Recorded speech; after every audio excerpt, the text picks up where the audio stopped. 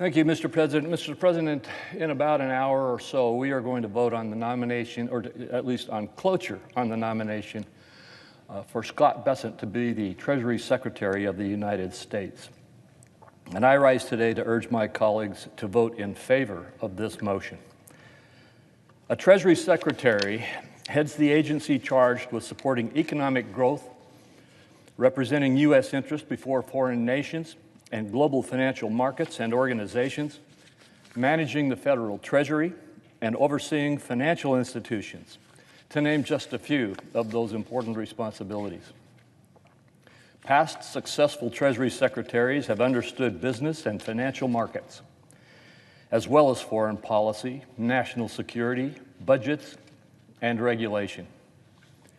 Mr. Bessent's impressive background positions him for similar success.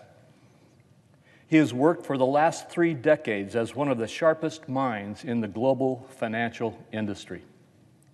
He has decades of academic, professional, and leadership experience relevant to these positions. When it comes to Mr. Bessent's qualifications, there is no room for debate.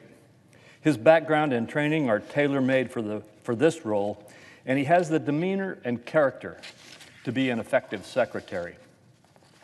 His powerful presentation at his hearing about his desire to serve in government in order to make a meaningful difference was impressive to all. It includes restoring prosperity and opportunity that our nation experienced during President Trump's first term in office.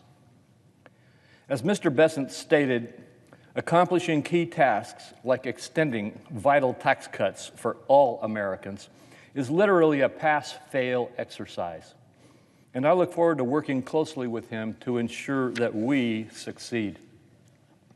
I strongly agree with a sentiment that my colleague Senator Graham shared at the nomination hearing, that if qualifications, and I might add character, are one's test, voting to confirm Mr. Bessent is one of the easiest we could ever take. In prior Congresses, I've joined with many of my Republican colleagues in voting for well-qualified Treasury Secretary candidates put forward by a Democrat president, even though I didn't agree with all of the positions they advocated. Mr. Bessent's candidacy ought to enjoy similar support, and I encourage my colleagues on both sides of the aisle to join with me in advancing his nomination. He is the right person for this job, and I commend President Trump in making such an excellent selection.